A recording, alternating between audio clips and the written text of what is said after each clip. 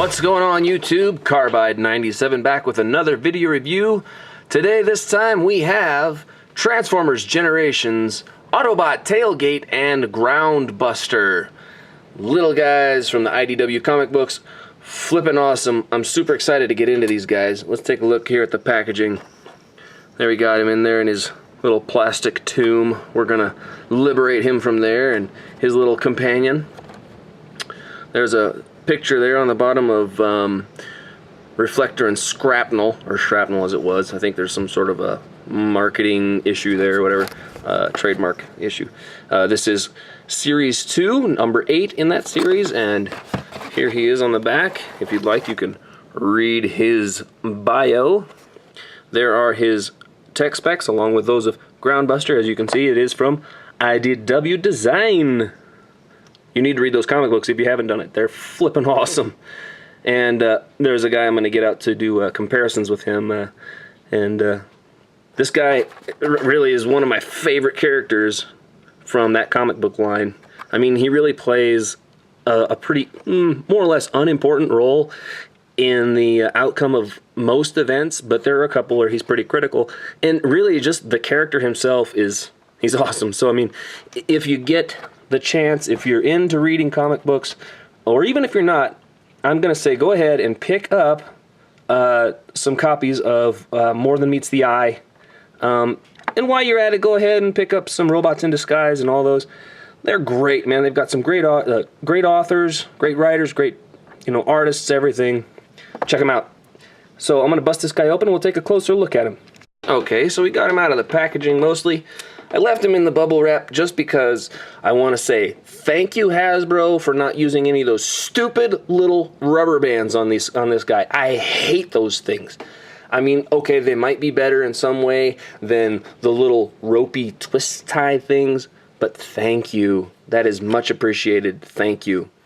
And here we have his instructions, which I'm pretty sure are going to be, I mean, unless you're, a little slow. Some people are. Some people need these. Little guys and maybe older guys who've had a few knocks to the head might need these. It might be necessary. But for the majority, I think this is just, it's just obligatory, I think, to put them in there. Most of us, So we'll take a look at him, pop him out of this bubble packaging. Get him out. Just push him out from behind. There you go. And his little buddy. Oh no, he fell down. I'm sorry. Where'd you go? Uh-oh. Hold on. I'll be right back. Still there? I got him. I found a little Groundbuster, sorry. Whatever. There he is. A little dozer mode. Man, that's cute. I like it. Alright, so here he is. Tailgate. And we'll go ahead and take a look at Groundbuster first. We'll save the best for last. So he's kind of a bomb disposal unit, or, well, really waste disposal. You need to read the comic books. And he does turn into a weapon, which, to me, it's more like a pooper scooper, really. I mean, he is waste disposal after all. I mean, he aspired to be bomb disposal, and he really tried his best at it.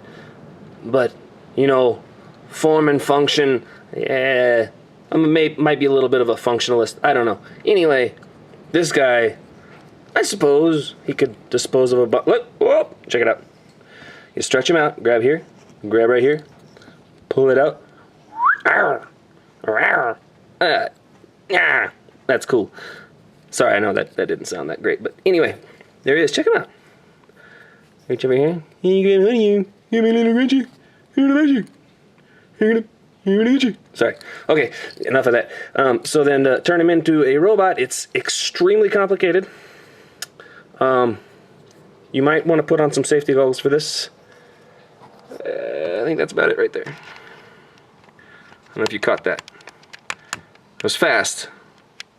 Me and my nimble fingers. Ready? Pooper scooper. And robot. And I guess you could pop up these monkey arms. I mean, come on. How long do your arms need to be? Yeah, I'm gonna go ahead and leave those down. And I mean, you could try to pull that up, but you know, you're gonna have this action going on back here, so extend those out just a little bit. Robot mode there. Okay. You know, it is what it is.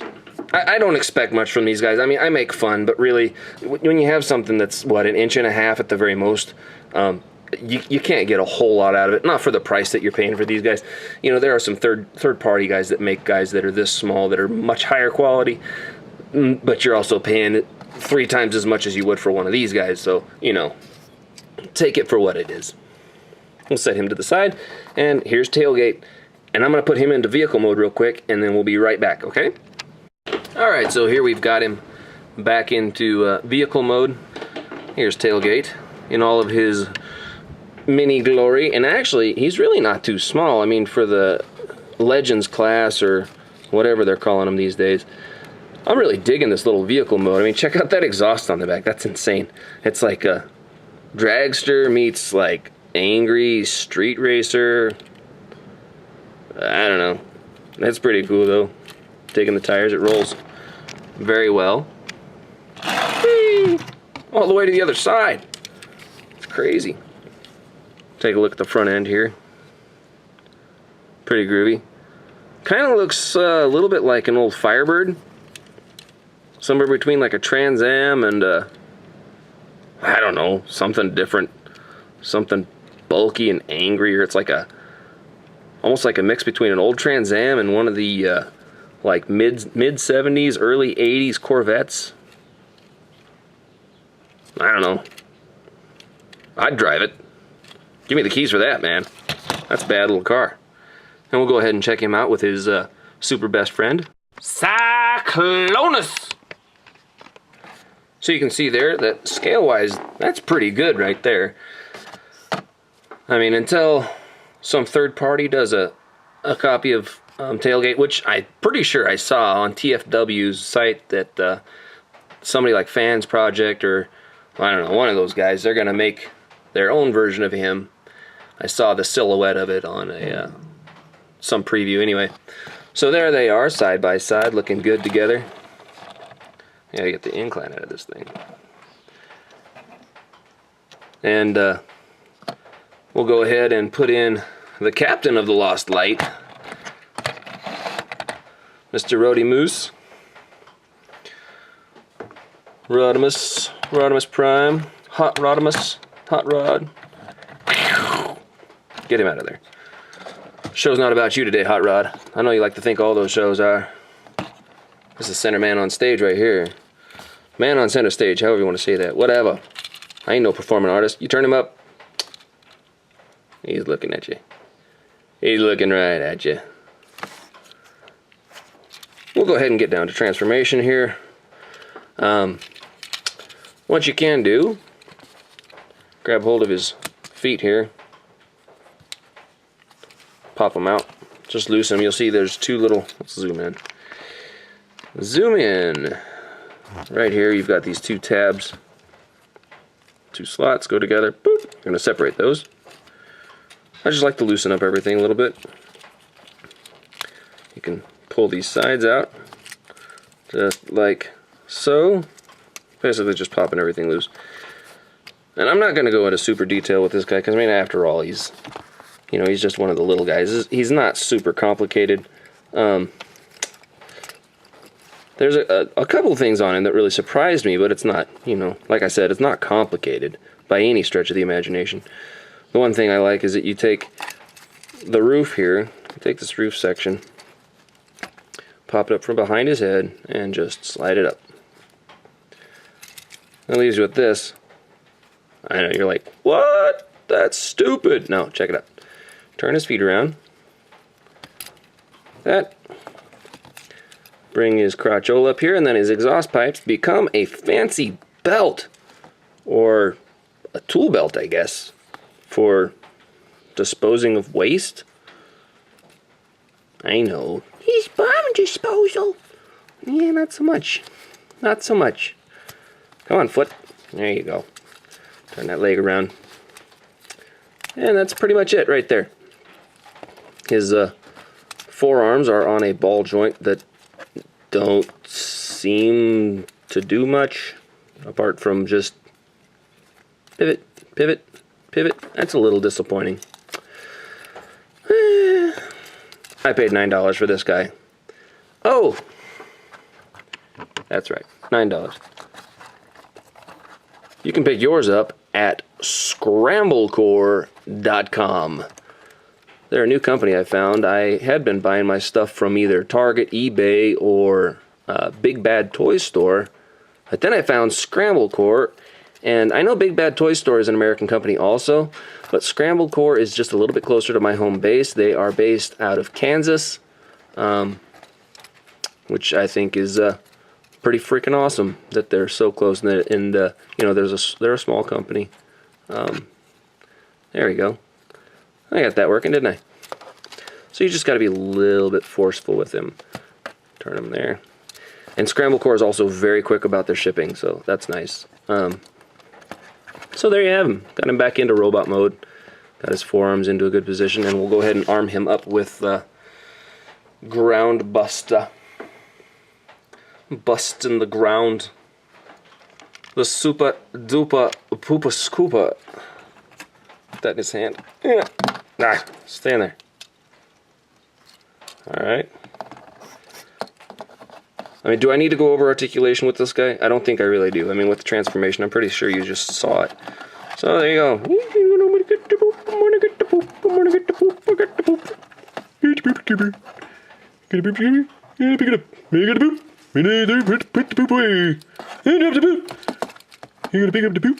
Sorry. I'm a big fan of the Swedish chef. I know he probably doesn't talk that much about poop, but he does have a pretty cool voice. Alright, so there he is. We'll go ahead and check him out alongside Cyclonus and ye old captain. Yes. Set him back there just a smidge. Alright. And Captain, where are you going? He likes to do that. He's got little bitty feet. There they are together. We'll go ahead and... Come on, guys. Let's keep it together. There you go. Good looking crew right there. I do have more of the Lost Light crew, but that's good for now, right? So, we'll go ahead and take a closer look at his head sculpt. Mine is missing a wee bit of paint on his visor. I think he could use a little bit more blue. Bring that out. There we go. Just a little bit more right there around the nose area. But, you know, I'm not going to complain. For $9, I can't complain at all. I love this guy. I mean, like I said before, the character that this guy portrays in the comic book, I'm sorry, is he's funny, he's tragic, he's adorable, and you know, spoiler alert, if you haven't read the comic books and you're going to, want to go ahead and pause and skip ahead. I don't know how long, but go ahead and do that now. He missed the boat, literally, on the first arc. He was supposed to get on board, or so the story goes. And he was on the first arc, and so basically these two are the oldest Cybertronians on the Lost Light. I mean, there's Jyaxis and the other guys that were on there, like Nova Prime. But anyway, these two form this bond, which is really interesting because this guy, you know, he used to be a Decepticon, but then he became factionless because he just got tired of fighting a battle that had no honor. I really dig the character that they've put into Cyclonus. Too, he's really very interesting, and these two form this really strong bond. And at one point, he almost dies because of his supposed bomb disposing expertise, which of course we know he has none because he's waste disposal. Really slick car for disposing of waste.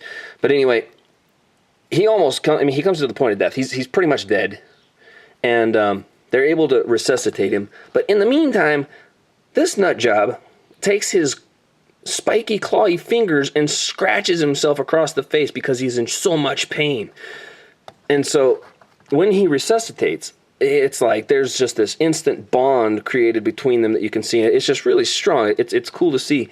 There's that really strong brotherly love between the two of them that you don't really see, you know, a lot in a lot of comic books, or you just wouldn't expect it from Transformers. You know what I'm saying? So as we go out, I'm going to leave you with one final scene. Those of you who read the comics will get it. There you go. And if you dig what you saw today, be sure to like it, be sure to subscribe, and be sure to check out more videos. I'm always updating, always bringing in more. And check out the IDW comic books. Check out ScrambleCore.com.